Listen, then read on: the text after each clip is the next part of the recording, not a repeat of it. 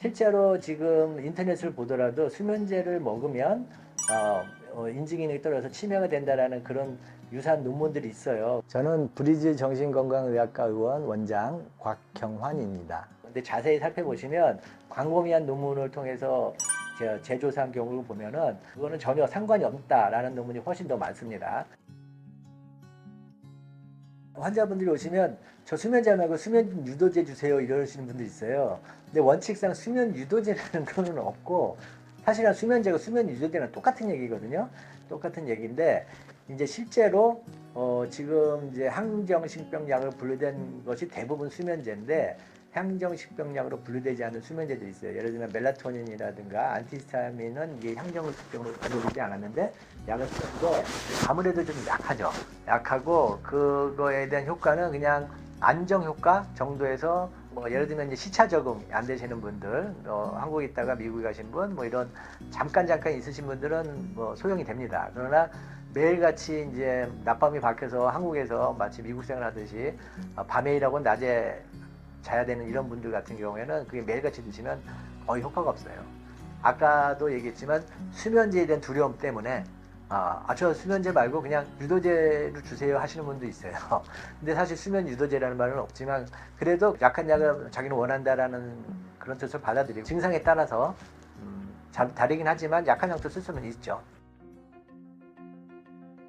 다른 약도 그렇지만 이제 정신과학에서 가장 흔한 게 내성과 이제 의존이 생기는 거죠. 내성은 약이 늘어나는 거죠. 그러니까 약 효과가 떨어져서 이제 약의 용량이 늘어나는데 사실상 내성이라는 부분은 한계가 있어요. 처음에는 그냥 하나 드시다가 두 알, 세 알 드시는 경우도 있습니다.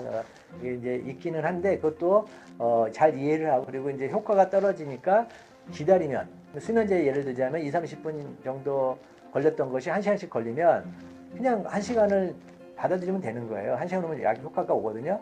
근데 이제 예전 생각해서 이거 효과가 없네. 바로 자야 되는데 이렇게 생각하면 약이 늘어나는 거죠. 그러니까 내성에 대한 부분은 반드시 있지만 뭐 이건 내과 약도 마찬가지긴 한데 좀 약간 효과가 떨어지고 느리게 온다 이렇게 생각하시면 수면제 같은 경우는 1시간 정도 걸려요. 오래 먹으면 한 2달, 3달 이렇게 먹으면 물론 수면제는 단기간 먹어야 되는 것이긴 하지만 생활상 경제적인 여러 가지 이유상 계속 먹어야 되는 예를 들면 3급 하시는 분들 같은 경우는 이거 뭐 불가능하거든요. 다음날 일을 해나가는데 밤낮이 잠 안 오면 다음날 일을 마치게 되니까 그것이 두려워서 약을 안 먹을 수가 없는 그런 분들이 많이 있는데 뭐 그렇다 하더라도 바로 자는 것보다는 약을 먹고 나서 좀 효과가 느리고 시간이 걸린다 이렇게 받아들이면 그 내성도 이제 해결할 수 있을 것 같고 의존이란 부분은 안 먹어도 되는데 먹는 경우인데 그거는 이제 금단 증상을 통제를 해서 이해하면 충분히 그것도 대부분은 끊을 수 있습니다. 일반적인 경우와 각자 개인적인 경우에 있어서의 증상은 차이가 날 수 있으니 꼭 전문의한테 진료를 받으시기 바랍니다.